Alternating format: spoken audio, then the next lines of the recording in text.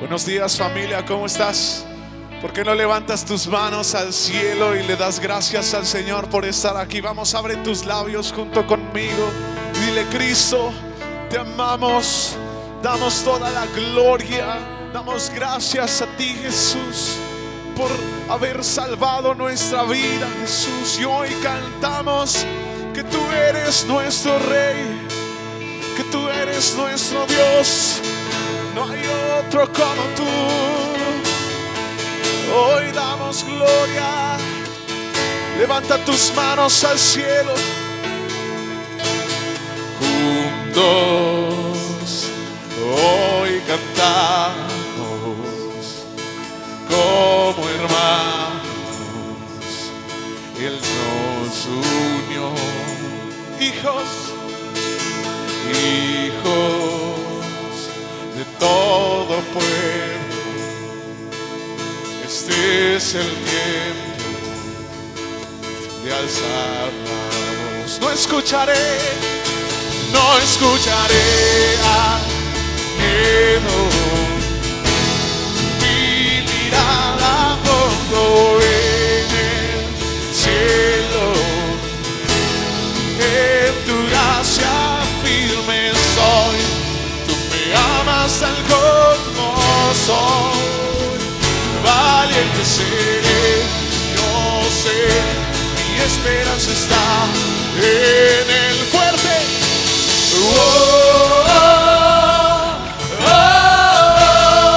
Cantamos,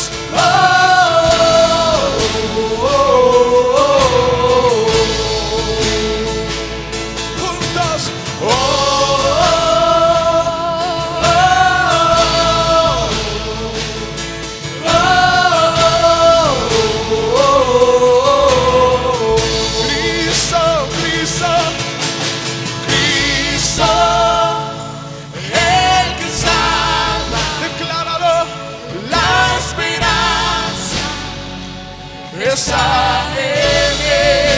vamos, Cristo,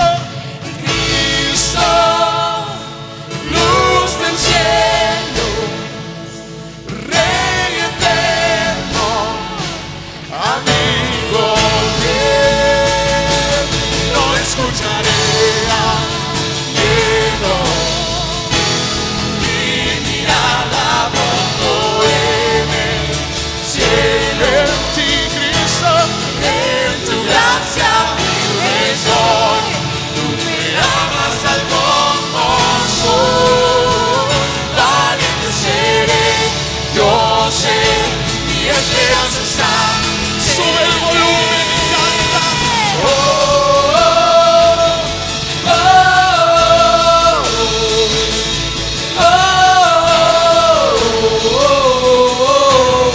Hasta el cielo sube nuestra adoración.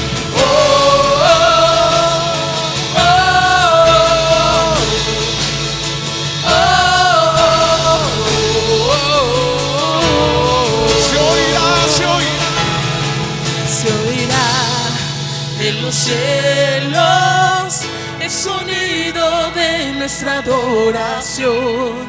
Las murallas caen a sus pies al oír su voz. Por su gracia Él nos limpió, cuán bueno es Dios, su nombre es Cristo. Se oirá en los cielos el sonido de nuestra adoración. Las murallas caen a sus pies al oír su voz. Por su gracia Él nos limpió, cuán bueno es Dios, su nombre es Cristo. Vamos, cantar, se oirá en los cielos el sonido de nuestra adoración. Las murallas caen a sus pies al oír su voz.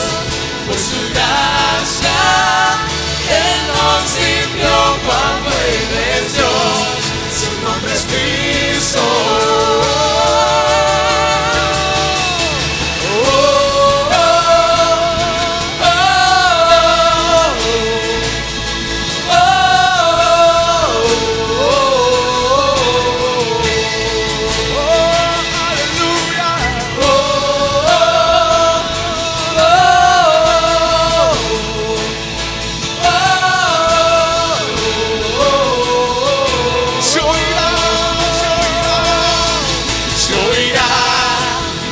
cielos, el sonido de nuestra adoración. Las murallas caen a sus pies al oír su voz. Por su gracia Él nos limpió, cuán bueno es Dios. Su nombre es Cristo.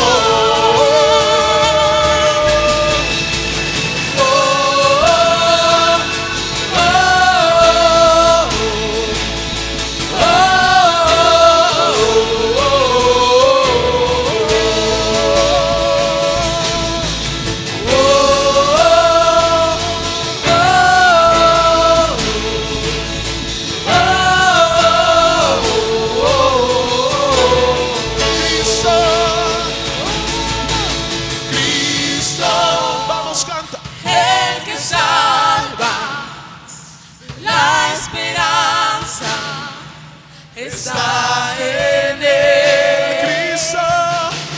Cristo, luz del cielo, Rey eterno, amigo. Con tus palmas y tu voz, Cristo, el que salva. se oye tu voz. La esperanza está en Él.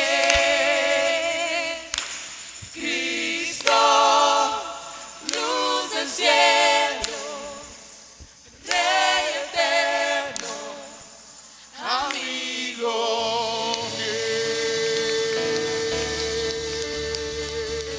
Dale gloria al Rey.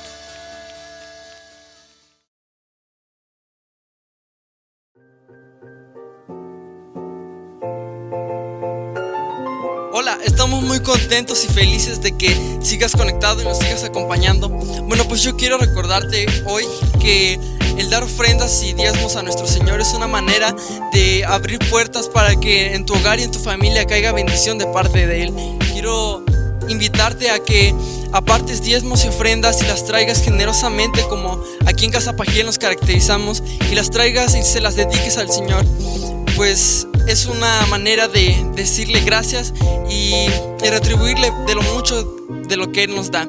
Puedes hacerlo de una manera presencial viniendo a nuestros servicios cada domingo, o puedes transferirlo en una cuenta bancaria que a continuación aparecerán en la pantalla.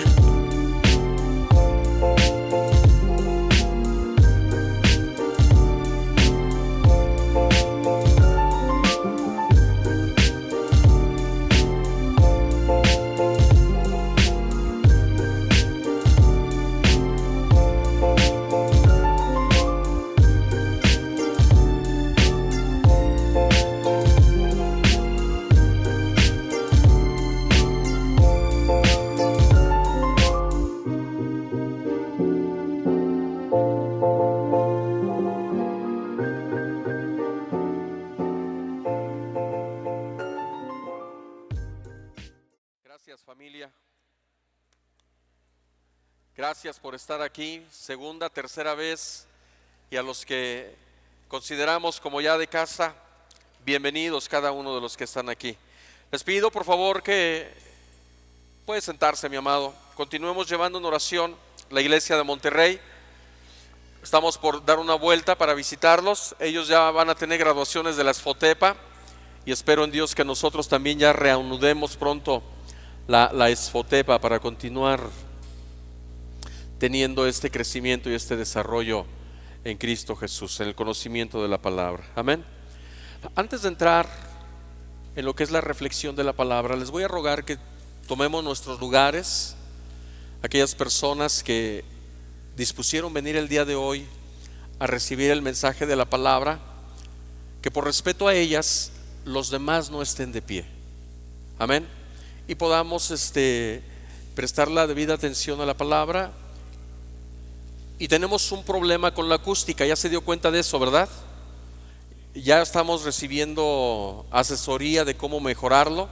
Necesitamos hacer una fuerte inversión y Dios me está revelando que el dinero para esa inversión ya está en las bolsas de ustedes, porque Dios les está dando a ustedes. Y entonces vamos a hacer esa inversión para mejorar el sonido. Pero si la reverberancia le hace boom, boom, boom, y luego usted está hablando en secreto, así, se oye mucho la reverberancia y afecta el sonido. Entonces le voy a rogar que se aguante una 45 a una hora a no hablar, a menos de que sea muy necesario o que tenga que usted decir amén o ay, porque me está el Señor dando fuerte, ¿verdad? Bueno, después de esto y viendo puros ojitos regañados, quiero decirles que les amo y que les quiero un chorro. Muy bien, mis amados, estamos desarrollando la serie acerca de las jornadas de David y estamos aprendiendo acerca del ejemplo del rey David, que Dios Padre da testimonio de él diciendo que él es un hombre conforme a su corazón. ¿Quién es un hombre conforme a su corazón? Aquella persona que hace todo lo que Dios quiere que haga. Entonces estamos descubriendo la vida de David para aplicar los principios escriturales en nuestra vida y poder también nosotros ser catalogados en este tiempo que nos tocó vivir como hombres y mujeres conforme al corazón de Dios. Esta es la cuarta enseñanza. La primera enseñanza hablábamos de cómo es que David inició su jornada allí en Belén y descubríamos que el corazón de Dios sobre sus hijos es que tengan un corazón pastoral, un amor de cuidado, un amor de protección, un corazón que sepa alimentar a las ovejas. Está muy grave, como que lastima un poco los oídos. Alimentar a las ovejas de tal manera que no solamente sea un trabajo del pastor general, sino de todos aquellos que conformamos el cuerpo de Cristo. Aprendíamos que eso es obedecer al Padre, y cuando tú y yo obedecemos al Padre, entonces viene una unción especial. La segunda jornada hablábamos acerca de la vida de David dentro del palacio del rey y descubríamos que David era un hombre que tenía la capacidad de adorar a Dios de tal manera que su adoración hacía descender el amor, la paz de Dios y el poder sobrenatural de Dios sobre la vida de David, pero también sobre la vida de aquellos que rodeaban a David. Y descubrimos que tú y yo debemos de tener un corazón de adoradores. Tú y yo debemos de ser personas que no solamente vengamos aquí cada 8 días a cantar, sino que en el transcurso de la semana tú y yo podamos estar adorando de continuo al Señor.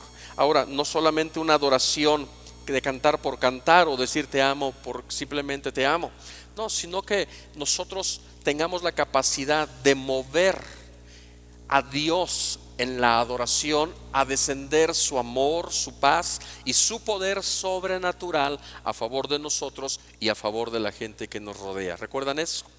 La tercera jornada aprendíamos que no tanto David la desarrolló, sino que David la experimentó. Dios le permitió experimentar la verdadera amistad. Y entendíamos que una verdadera amistad es aquella que se preocupa por ti. No solamente se preocupa por ti, sino que también actúa a favor tuyo. Y no solamente se preocupa y actúa a favor tuyo, sino que está siempre ahí para fortalecerte. Pero hablábamos que nosotros no vamos a estar sentados esperando que llegue una persona que se preocupe por nosotros, que actúe a favor nuestro, que nos fortalezca, sino que nosotros vamos a ser esas personas que nos vamos a preocupar por los demás, vamos a actuar a favor de los demás y también vamos a fortalecerles. Hicimos un pacto de amistad la semana pasada. Los que no vinieron por eso se quedaron así como medio desubicados, y quedamos de acuerdo en que íbamos a preocuparnos por esta persona, íbamos a estar orando por esta persona y también íbamos a tener palabras de aliento sobre esa persona. Y vamos a abrir la Biblia allí en Primero de Samuel capítulo 19 versículo 18, porque allí se desarrollan los hechos de la cuarta jornada de David. Y ponga mucha atención, porque creo que Dios ahora nos va a seguir dando herramientas para que tú y yo podamos salir adelante en estas circunstancias de vida tan difíciles que nos han tocado vivir. Algo que me gustó mucho de la enseñanza pasada es que la mayoría de nosotros abrimos nuestro corazón fuimos sinceros y confesamos que todos tenemos problemas, que somos una iglesia normal, no somos una iglesia que guarda las apariencias, que somos personas que siempre estamos necesitando el obrar sobrenatural de Dios en nuestras vidas a causa de nuestra imperfección, porque tenemos problemas de una u otra manera.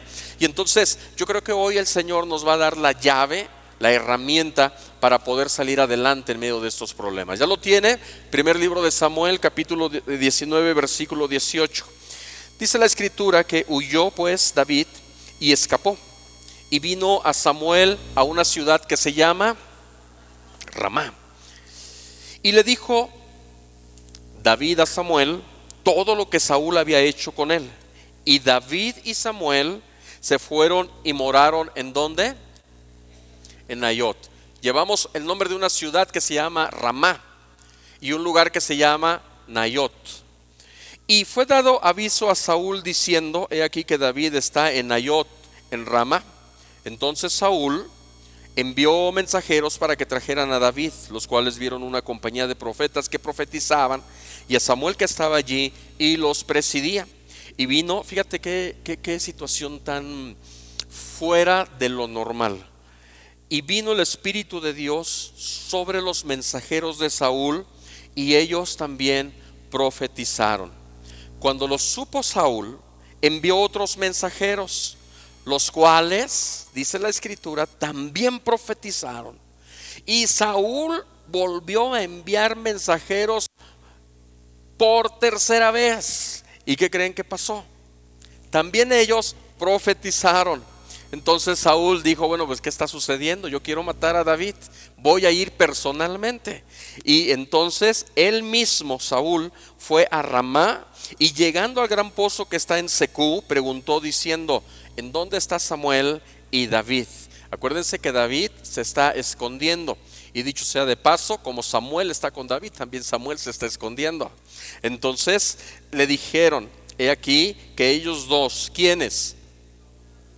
Samuel y David, están en Nayot. ¿Y dónde está Nayot? En Ramá. Y fue a Nayot en Ramá, ¿y qué creen que sucedió? Por cuarta vez también vino sobre él el Espíritu de Dios, y siguió andando y profetizando hasta que llegó a Nayot en Ramá. Pero no solamente paró ahí el poder del Espíritu Santo sobre el enemigo de David y de Samuel, sino que dice el versículo 24: y él, ¿quién es él? Saúl. Y Saúl también se despojó de sus vestidos, o sea, hizo algo que no hicieron los soldados, los mensajeros que en las 3 veces anteriores iban por David. Dice que Saúl se despojó de sus vestidos y profetizó igualmente delante de Samuel, y estuvo desnudo todo aquel día y toda aquella noche. Ahora no quiero que piense que Saúl estaba totalmente desnudo. Se refiere a sus vestiduras reales. Él se quedó como un hombre común y corriente, y estando allí en Nayot, él empezó a profetizar igual que Samuel, igual que todos los profetas que estaban en Nayot, igual que David. Y de aquí se dijo también Saúl entre los profetas. Wow. Hoy quiero hablarte de esta cuarta jornada que se desarrolla en Nayot. Y para ir entrando más o menos en tema, quiero narrarte una ilustración de las que me encantan, de Samuel Vila, que se llama La Oficina de Dios. Quiero que me pongas mucha atención, porque si no, no la vas a entender. Te la voy a leer tal cual es. La Oficina de Dios. Está un letrero que dice: yo soy Dios. Hoy estaré manejando todos tus problemas. Por favor, recuerda que no necesito de tu ayuda. Si te enfrentas a una situación que no puedes manejar, no intentes resolverla. Te pido amablemente que la coloques en la bandeja que dice: algo que solo Dios puede hacer. Me encargaré del asunto en mi tiempo, no en el tuyo. Una vez que hayas depositado tu petición en dicha bandeja, no te aferres más a dicho problema, ni tampoco pretendas retirar tu petición de la bandeja. El aferrarte o retirar tu problema solo hará que eso retrase la petición que has hecho delante de mí. Si fuese una situación que tú consideres puedes manejar por ti mismo, te pido, no obstante, que lo consultes conmigo en oración, para que puedas asegurarte de que tomarás la decisión correcta. Debido a que yo no duermo, ni nunca me adormezco, no hay razón por la que tú tengas que perder el sueño de madrugada a causa de tus preocupaciones. Descansa en mí. Si deseas contactarme, estoy a la distancia de una oración. No se necesita explicar esta ilustración, ¿verdad? Tiene mucho que ver con lo que vamos a hablar. ¿Cuántas veces tú y yo nos hemos encontrado en un problema o en un proyecto de vida que estamos conscientes que ha rebasado nuestra capacidad de resolución? Como aquí todos somos bien sinceros, ¿verdad? Y no sale nada de aquí, pueden levantar la mano. ¿Cuántos de ustedes han encontrado en una situación así? Ok, los demás pueden levantar la mano los que crean que hay más personas en esa situación que los que levantaron las manos. Levante su manita. Problemas como, te lo voy a ilustrar un poquito. De pronto te encontraste con que tu esposo te abandonó o tu esposa te abandonó. Ya veo más manos levantadas. Situaciones que te rebasan. De pronto, wow, estás en el divorcio. De pronto estás en peleas matrimoniales en donde ya no puedes encontrar la solución, y eso ya rebasó tu capacidad de resolución. Jóvenes de pronto tienen que truncar la carrera, se salen de la universidad, se salen de la preparatoria, se salen del TEC. Muchas veces tenemos hijos y estos hijos han tomado decisiones erróneas. Y dijera uno, cuando los hijos se van uno deja de sufrir, pero ¿verdad que no es eso no es verdad, papás? ¿Verdad que los hijos siguen doliendo aunque ya tengan 50 años y nosotros tengamos 85 años? Otra situación, un proyecto de trabajo que es imposible a tu manera de verlo, pero es muy atractivo porque los dividendos son muy fuertes, pero tu capacidad quizás no es la adecuada para desarrollarlo. ¿Cuántos hemos estado en una enfermedad que en determinado momento decimos, esta enfermedad puede ser terminal? Esto fue muy famoso hace algunos días. ¿Se acuerdan? Estos sobrevivientes de Dios. Wow, no están nada participativos. O un abuso sobre nuestra persona de todo tipo. Nos encontramos en diferentes situaciones y cuando estamos en medio de esa situación, nosotros decimos, es que ya no sé qué hacer. Esa situación ha rebasado mi capacidad de resolución. Ahora, la pregunta es, ¿qué es lo que tenemos que hacer cuando nos encontramos en situaciones como las que les acabo de decir y más todavía? Hay muchos ejemplos de problemas porque vivimos en un mundo que está convulsionando por causa del pecado y la gente está convulsionando también, lamentablemente, por todo ese tipo de circunstancias que se están viviendo. ¿Qué debemos de hacer nosotros como hijos de Dios? ¿Qué debemos de hacer nosotros como cristianos cuando estamos ante esas situaciones? Bueno, David se encontraba también en una situación en donde se había pasado su capacidad de resolución. Los pongo dentro del contexto. Antes del capítulo 19 y versículo 18 nos habla acerca de la vida de David. David estaba viviendo allá en la casa de su padre Isaí, cuidando las ovejas. Llega Samuel y lo unge y lo proclama rey. De pronto empieza a haber problemas en el palacio del rey porque el rey se quiere volver loco. Pero David tiene la resolución porque él es un adorador, ¿se acuerdan? Y cada vez que él adora, la gloria de Dios se manifiesta en la vida de Saúl.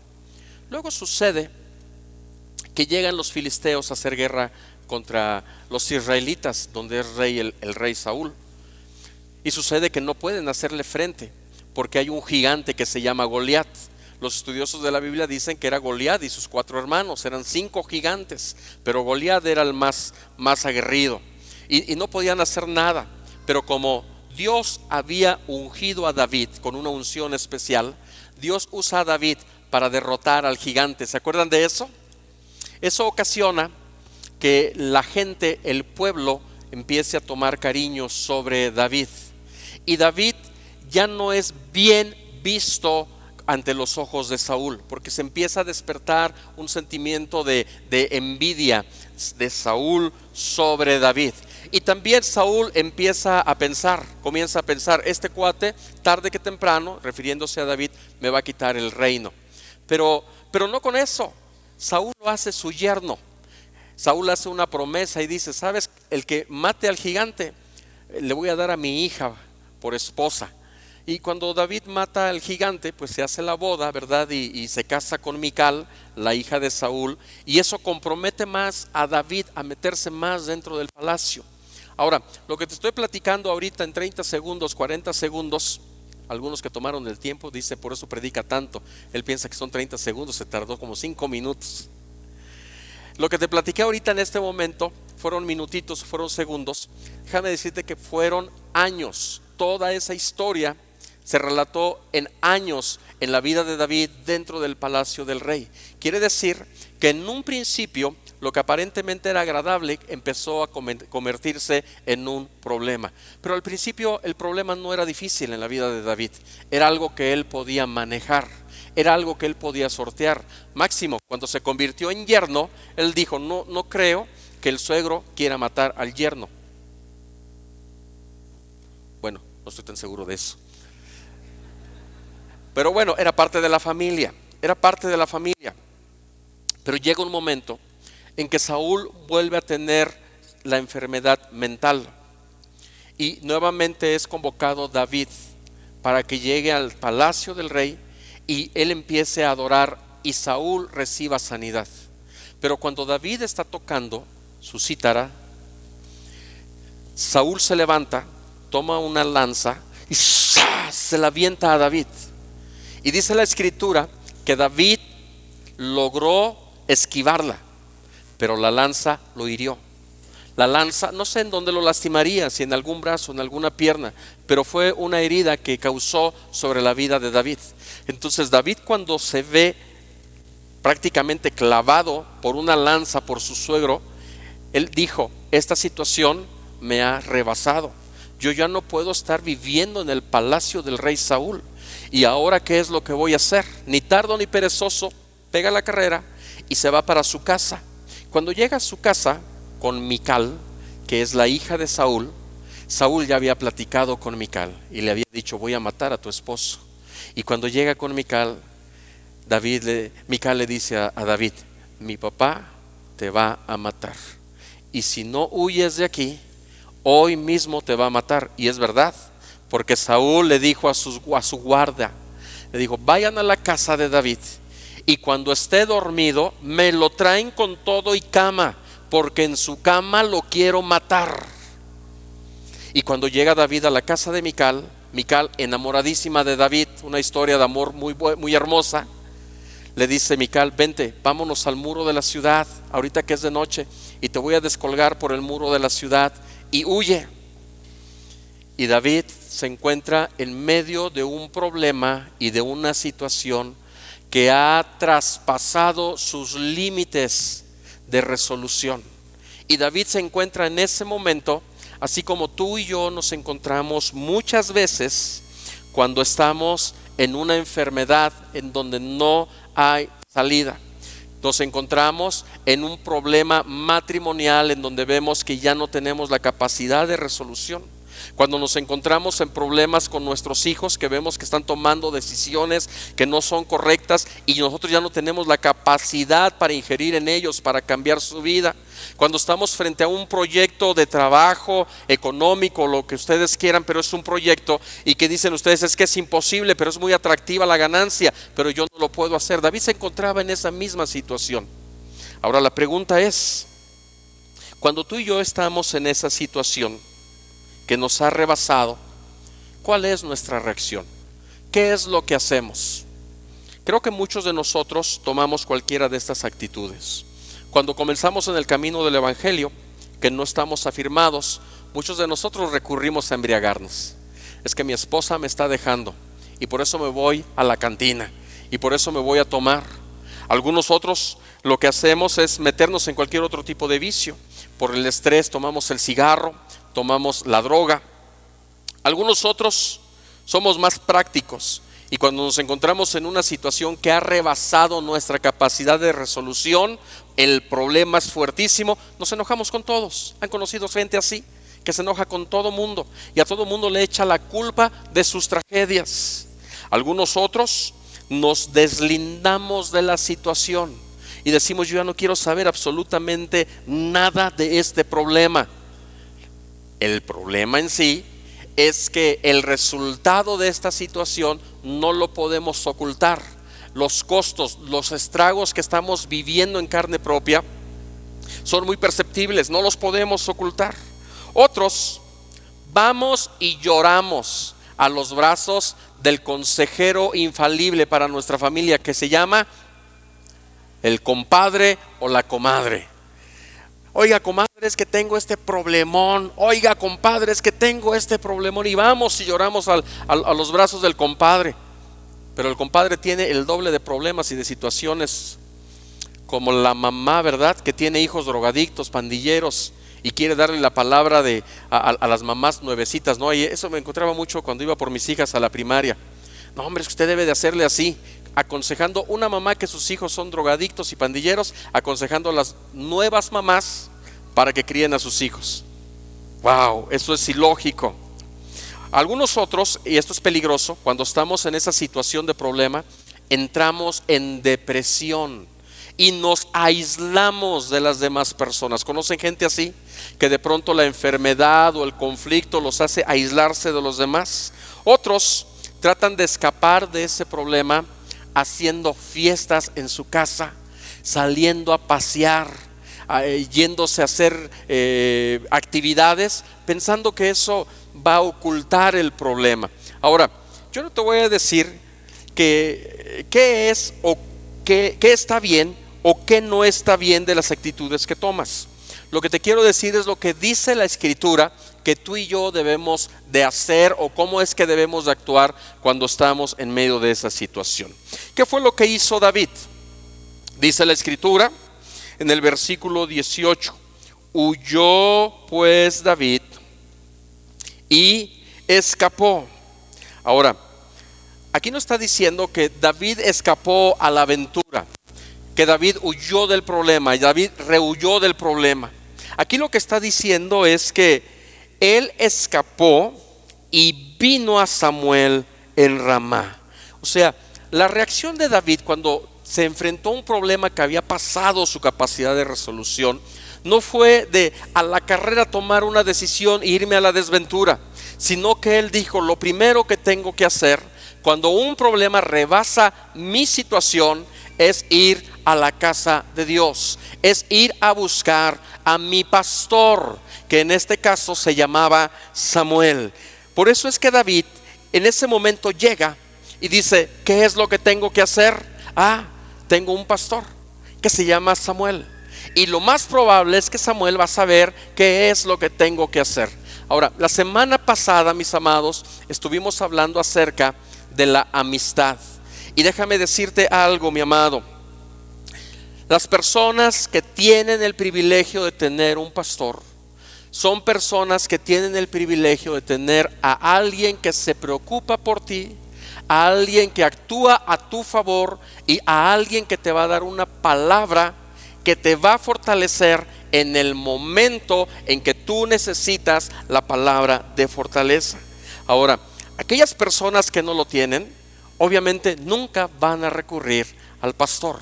Lo que dice aquí la Escritura es que David lo primero que hace es: yo tengo un pastor, y si tengo una situación que está rebasando mi capacidad de resolución, lo primero que tengo que hacer es ir a la casa de Dios. ¿Cuántos dicen amén? Ahora, Dice aquí la escritura que cuando él va a la casa, le dice todo lo que Saúl había hecho con él. ¿Cómo te imaginas a David?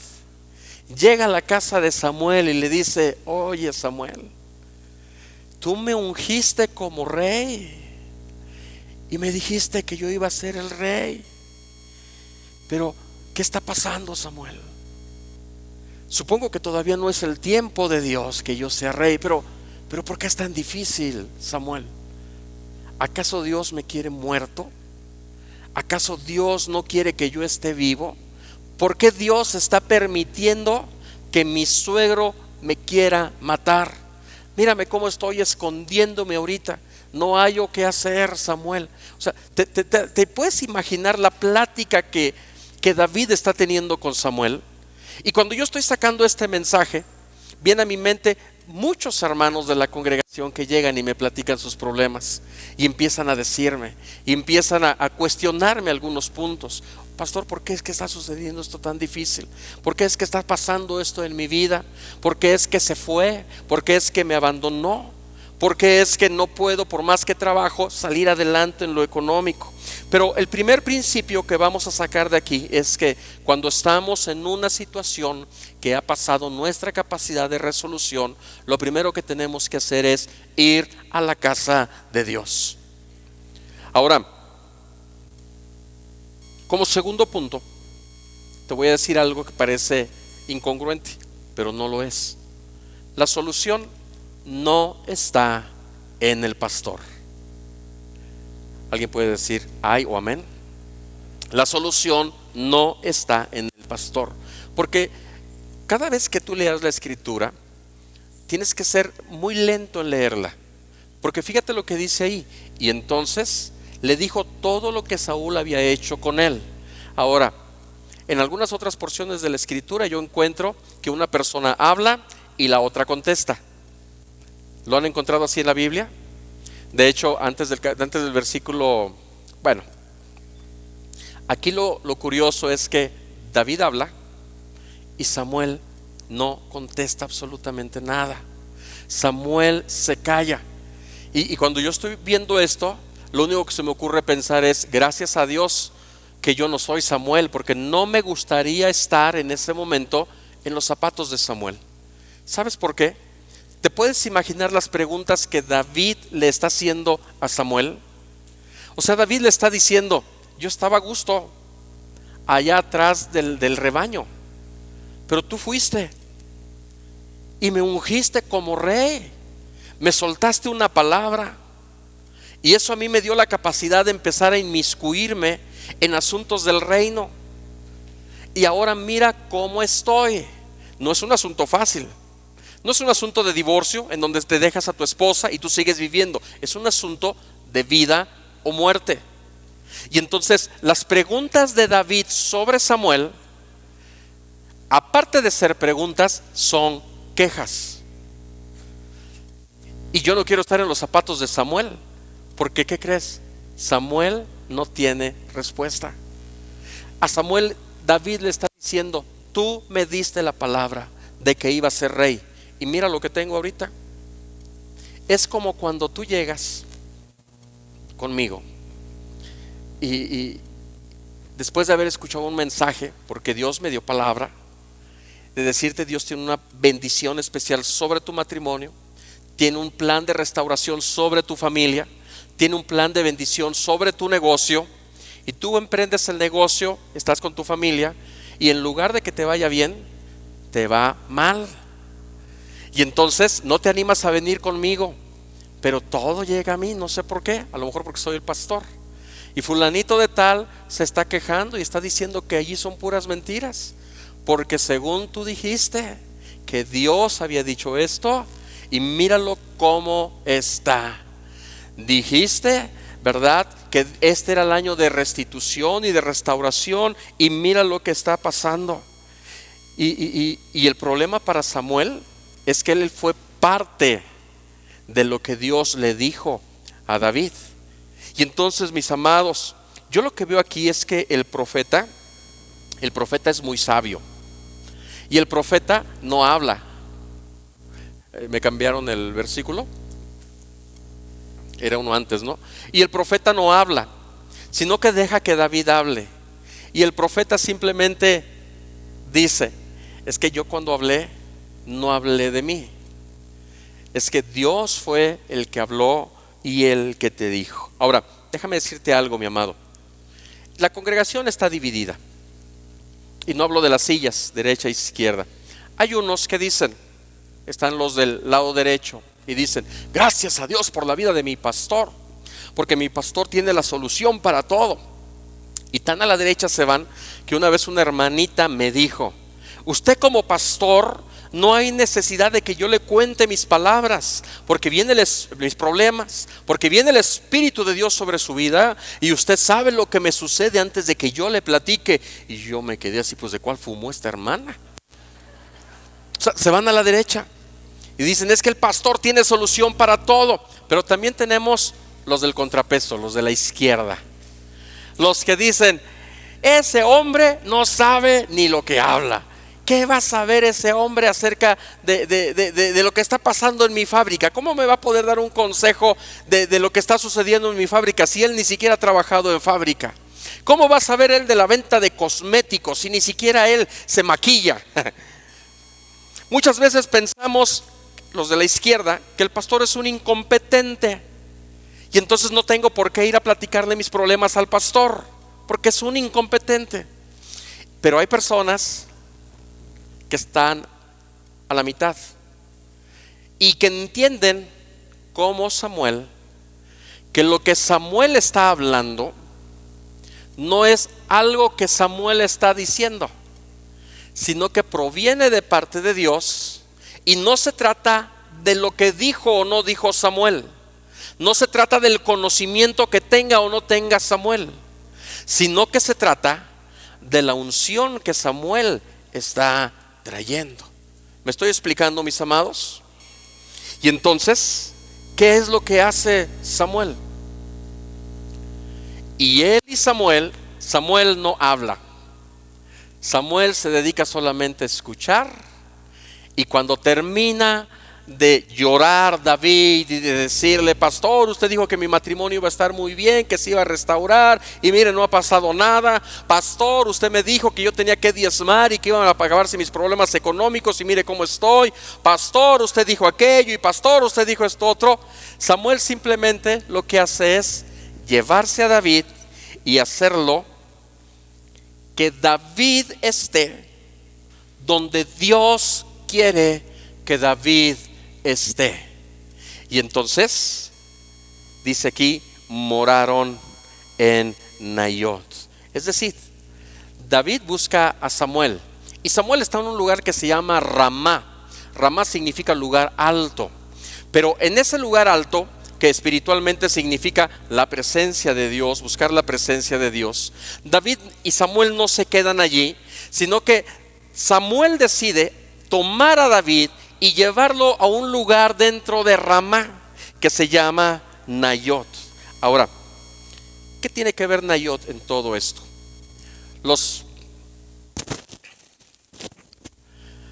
La arqueología bíblica no se han puesto de acuerdo todavía sobre Nayot, si es que es un lugar geográfico.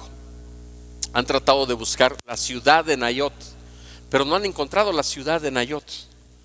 Entonces, en lo que concuerdan los teólogos y los historiadores es que Nayot no es ninguna ciudad ni ninguna provincia, sino que Nayot es algo así como la morada de Samuel.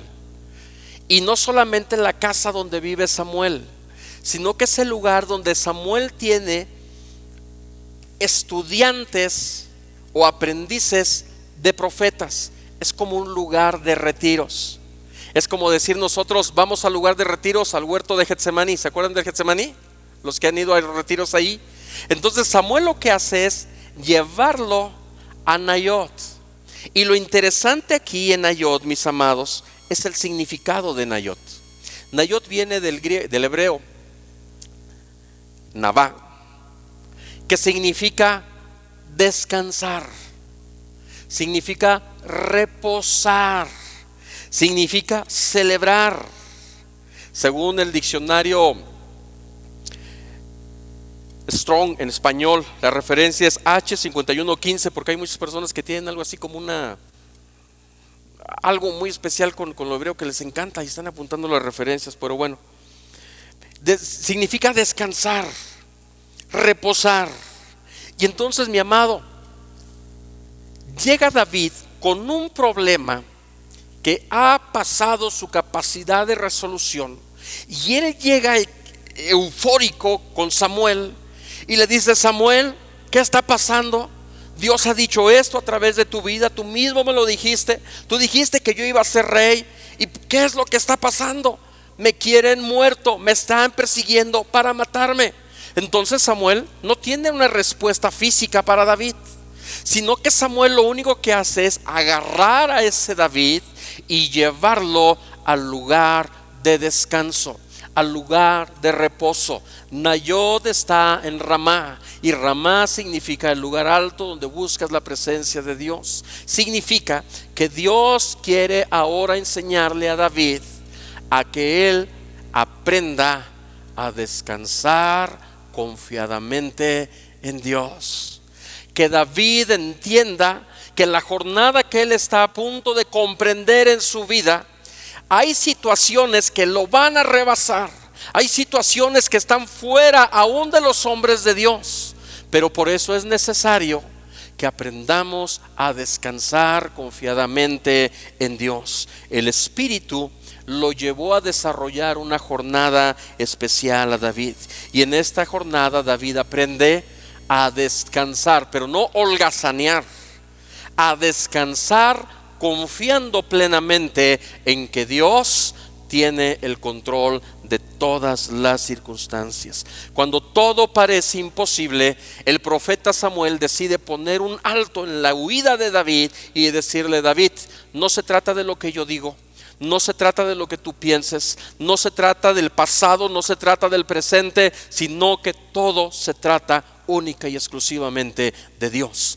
Y tenemos que aprender a descansar confiadamente en Dios, porque cuando todo parece imposible, todo es posible cuando estamos en la presencia de Dios.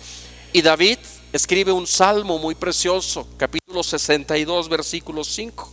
Dice: alma mía, en Dios solamente reposa, porque de Él es mi esperanza.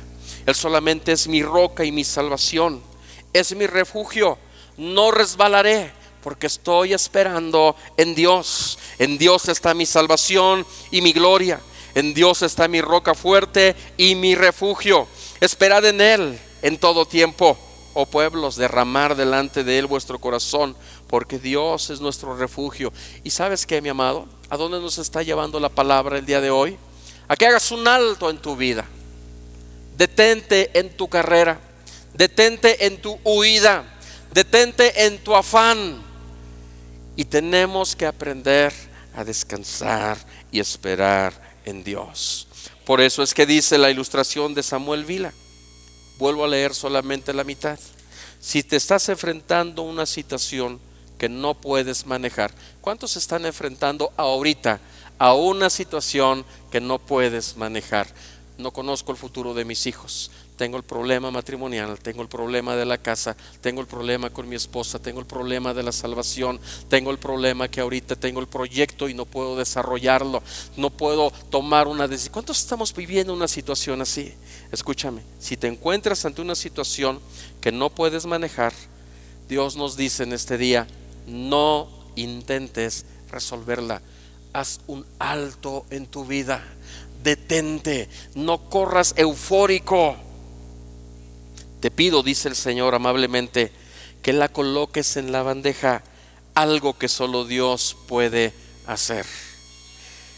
Me encargaré del asunto en mi tiempo, no en el tuyo. Y una vez que hayas depositado tu petición, tu problema en dicha bandeja, no te aferres más a él.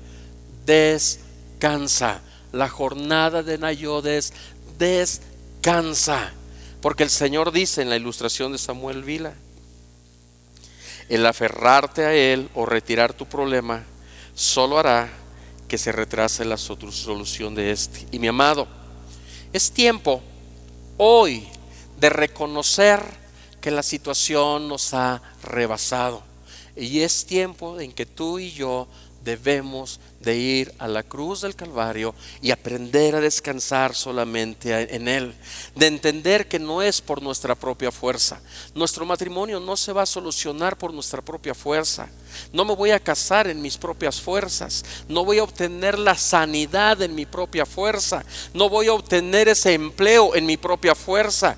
Mis vecinos no van a tener paz conmigo en mi propia fuerza. No voy a tener ese empleo que estoy buscando en mi propia fuerza. Es tiempo de rendirnos delante de Dios y saber esperar solamente en Él. ¿En dónde? En Ramá, el lugar alto, el lugar de su presencia. Por esto, mis amados, volviendo a la derecha y a los de la izquierda, es que muchos de ustedes cuando vienen conmigo, a mí me encanta que vengan conmigo a pedirme consejo, pero no me van a dejar mentir la mayoría de los que vienen. Me gusta escucharlos y siempre concluyo diciéndoles: voy a estar orando por ti, porque ¿sabes qué? Yo no tengo la resolución, yo no tengo la solución para tu vida. Mujer, yo no soy tu marido para meter paz en tu hogar. Hombre, yo no soy tu esposa para meter orden dentro del hogar. Hombre, yo no soy tu patrón para poderte dar el aumento de sueldo que requieres en el trabajo. Yo no lo soy. Yo no soy Cupido para conseguirte novio o novia. ¿Me estoy explicando?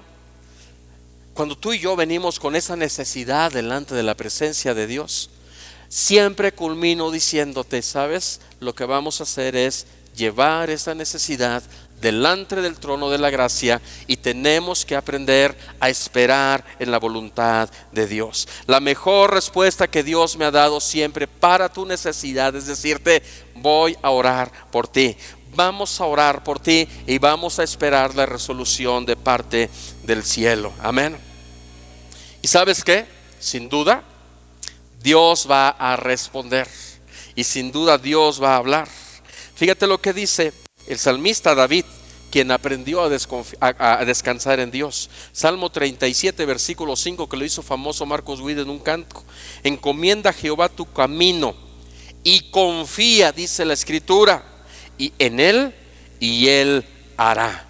Pero aquí lo importante es que la palabra confía la tradujeron de la palabra hebrea bataj, según el diccionario Chávez, pero no significa confía, significa espera despreocupadamente, espera desprevenido, espera demasiado confiado. Entonces la escritura diría: encomienda a Dios tu camino y espera demasiado confiado, porque Dios hará, Dios restaurará, Dios contestará.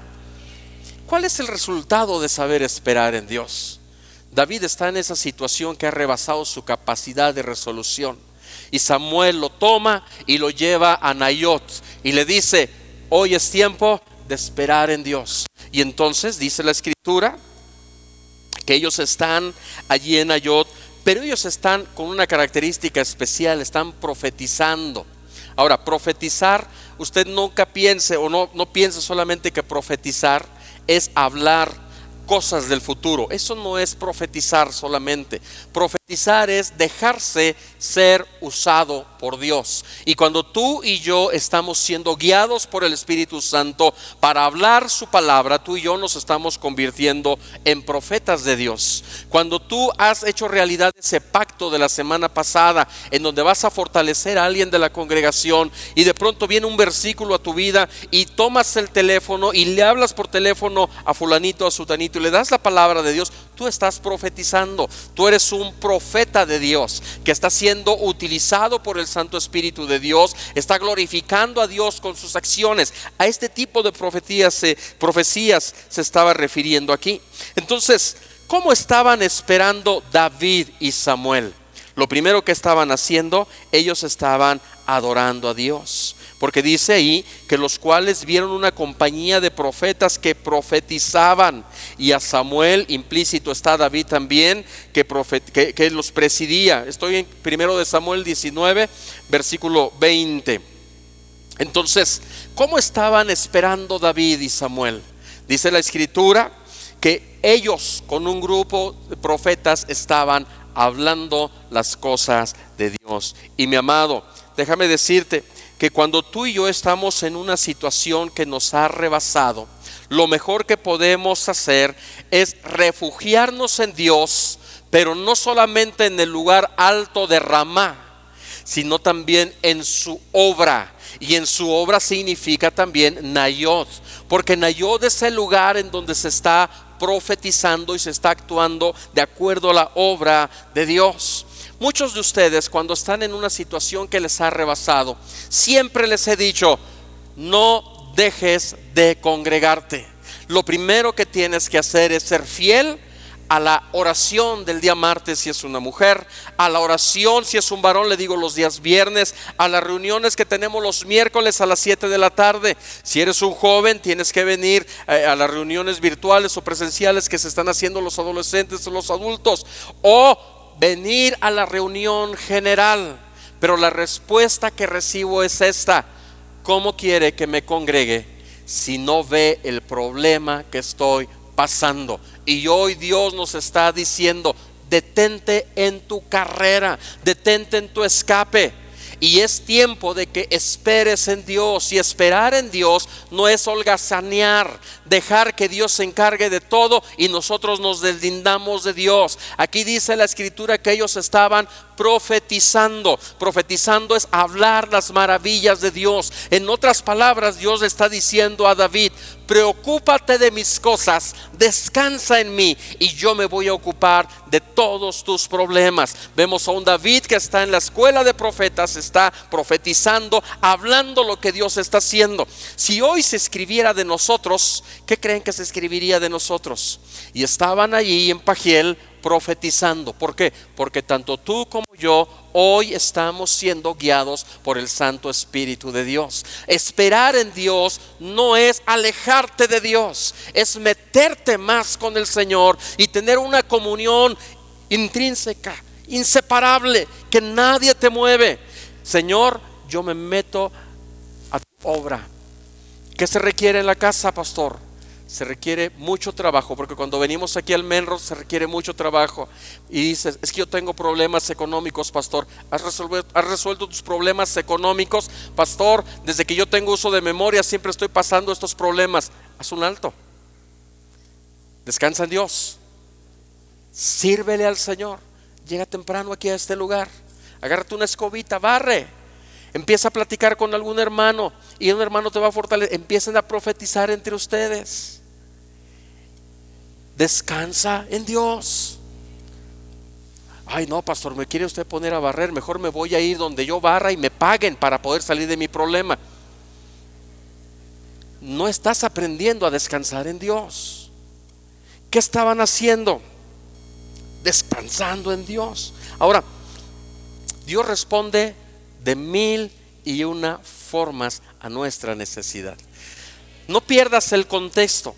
David está en una situación que ha rebasado su capacidad, y David está en Nayot descansando en Dios. Pero yo te aseguro que él está pensando: en cualquier momento llega Saúl con el ejército y me matan. ¿No creas que David no tenía ganas de salir huyendo de Nayot? Porque Nayot está lleno de profetas. No son personas que son armados como un ejército. David se puede sentir desprotegido en Nayot, pero David decide aprender a descansar en Dios, porque Dios tiene 1001 maneras más de actuar a favor de su pueblo. ¿Y qué es lo que hace? Cuando Saúl manda los primeros mensajeros. Ahora, aquí dice mensajeros. Eran soldados del rey. Ya se les había escapado David, y llevan la orden de Saúl de matar a David. Y entonces el problema va atrás de David. Pero sucede algo sobrenatural y extraño. Dice aquí que vino el Espíritu de Dios sobre los mensajeros de Saúl, y ellos, ¿qué hicieron? Profetizaron. Ahora, esto es incongruente con la teología, porque la teología nos ha enseñado que en el Antiguo Testamento solamente el Espíritu Santo de Dios venía sobre, dígalo fuerte, estos esfotepos, sobre reyes, sacerdotes y profetas. Pero aquí la Escritura está diciendo que vino el Espíritu de Dios sobre gente pagana, sobre gente que no quiere ser llena de Dios, sobre gente asesina que va con la intención de matar a David. Y de pronto el Espíritu de Dios viene y los toma y los detiene para que no cumplan su cometido en contra de su hijo. Y es que, sabes, así se mueve el Señor cuando tú aprendes a descansar en Dios. Los soldados, la guarda, que fueron 1, 2, 3 veces, representa el problema, representa esa situación de tus hijos, de tu marido, de tu matrimonio, de tus hijos, de tu trabajo, de tu misma persona que estás metida en depresión. Y ese problema, cuando tú estás descansando en Dios, el problema no se va. El problema sigue ahí queriéndote atormentar, con la intención de que tú tengas miedo y abandones el descanso, el reposo, el confiar en Dios y el que tú actúes por tu propia fuerza. Si David sale corriendo de Nayot, la guardia los alcanza y se lo echan.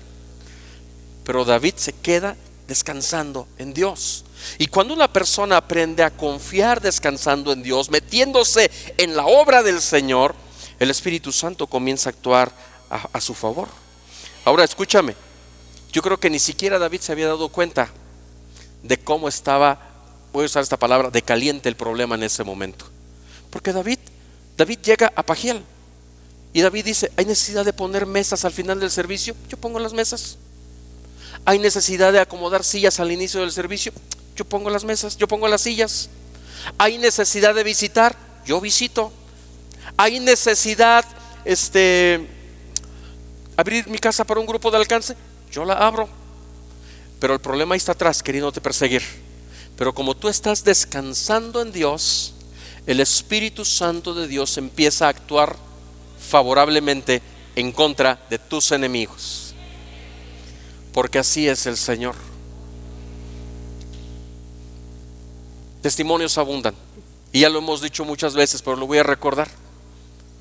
En nuestra casa llega el Evangelio a nuestra casa.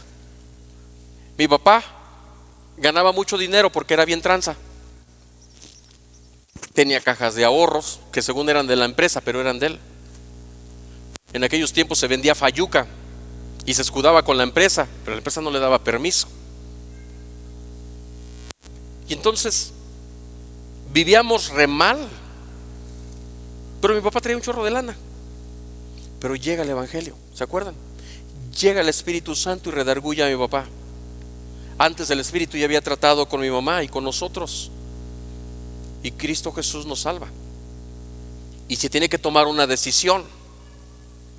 Si sigo a Cristo, no puedo seguir siendo tranza, porque yo no puedo ser el cristiano transero. Y la persona que ha vivido solamente haciendo tranzas, se le cierran las puertas cuando quieres vivir bien. ¿Entienden de qué estoy hablando? Y entonces vivir ya solamente de un salario ya no alcanza. Y se empieza a ver el problema económico. Falta de experiencia. ¿Cómo salimos de los problemas económicos cuando no tenemos experiencia? Me endeudo. Y para pagar la deuda, ¿qué hago? Me endeudo. Y luego para pagar esa otra deuda, ¿qué hago? Me endeudo. Hasta que ya no veo la salida. Y viene el conflicto. ese es el problema. Ha rebasado nuestra capacidad de resolución. Nosotros estábamos pequeños, pero no tan pequeños ya. Nos dábamos cuenta de la situación. Vete a Estados Unidos. Me voy a Estados Unidos. ¡Pum!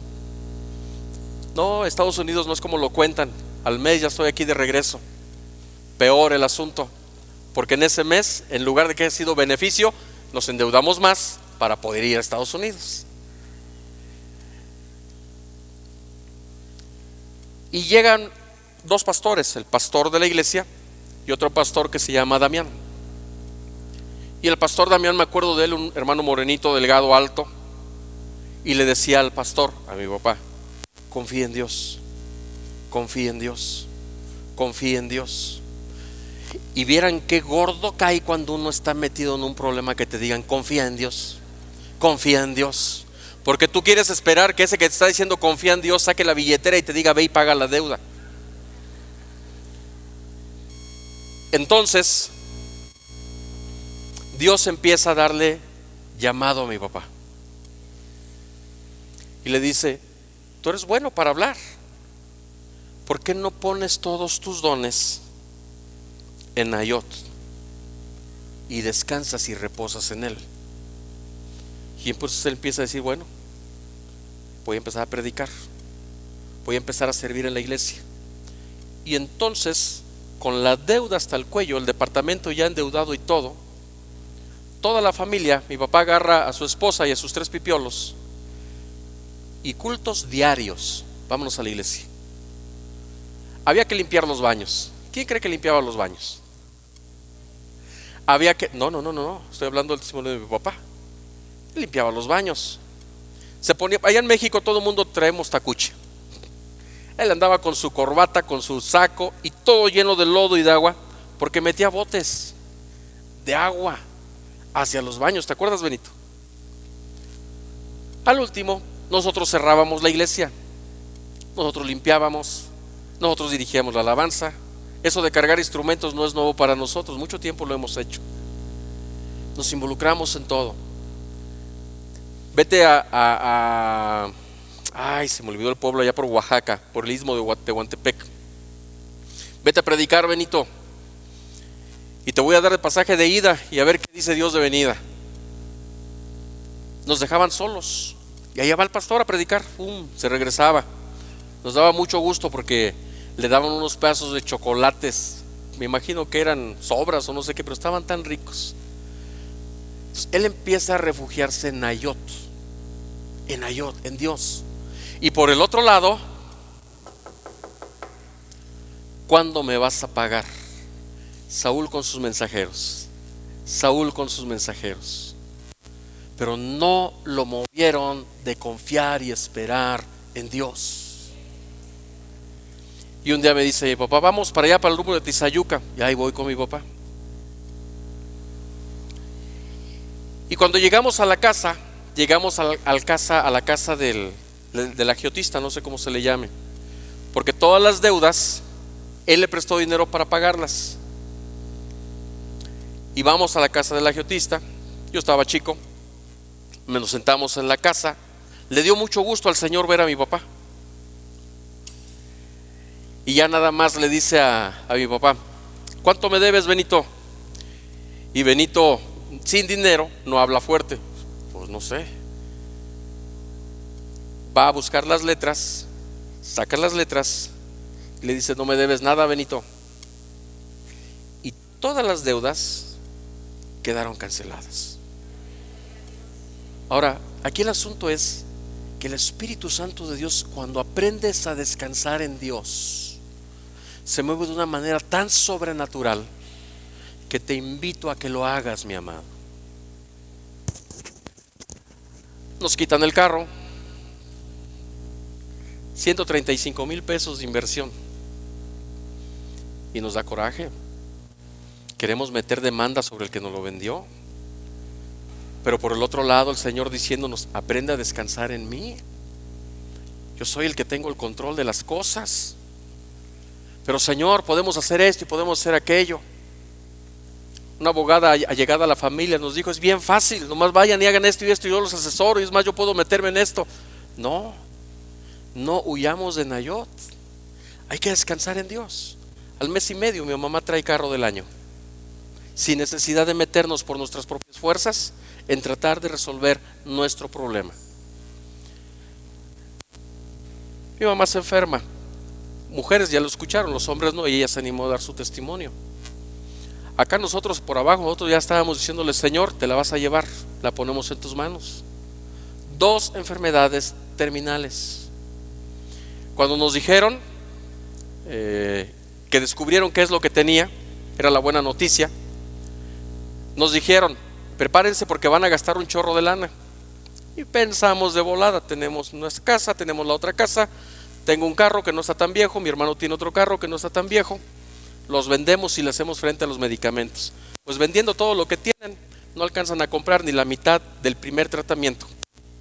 Y son 3 tratamientos durante 3 meses. ¿Qué haces cuando acaba de pasar, cuando sobrepasa tu capacidad de resolución los problemas? Descansamos en Dios. Movernos y descansar en Dios. ¿Qué es lo que tenemos que hacer? Métete a la iglesia, métete a la casa del Señor, trabaja para Él, trabaja como si no tuvieras nada de problemas. Y el Espíritu Santo se mueve de tal forma que cuando vienen tus enemigos y quieren empezar a hacerte daño, el Espíritu Santo, por eso te digo que siga obrando de esa manera, pone freno al espíritu maligno que quiere perjudicar tu vida. Pero el secreto es: aprende a descansar en Dios. Aprende a descansar en Dios. Esta es la jornada de Nayot. Pero también conocemos personas que se han desesperado y no aprenden a descansar en Dios, que se les ha dicho: espérate, Dios tiene la respuesta. Y de pronto nada más: pastor, ya hice esto otro. Pues que Dios te ayude, mijito, porque te saliste de Nayot y ahí van atrás los enemigos. O regresas a Nayot, o vas a estar viviendo tu vida de la misma manera como la has estado viviendo. En una ocasión un varón tenía problemas y con la esposa. Le dije: espérate, porque todo esto va a pasar. Como hombre, aguántate, le dije. Yo sé que no estás con tu esposa desde hace ya 1 año, pero aguántate, porque Dios tiene la respuesta para tu vida. Vamos a esperar en Él. No se esperó, embarazó a otra mujer. ¿Quieren que les cuente cómo está? Se salió de Nayot, se salió de esperar en Dios, queriendo hacer las cosas a su propia voluntad. Y escúcheme, mi amado, el versículo 24, la 4ª vez que el enemigo atacó, dice que además le hizo que se despojara de sus vestidos a Saúl, que representa en este caso el problema sobre tu vida. Y cuando dice aquí la palabra que se despojó de sus vestidos, mis amados, déjame decirte que Dios es cuando se encarga de destruir lo que está ocasionando el problema sobre tu vida, la circunstancia que puedes estar viviendo.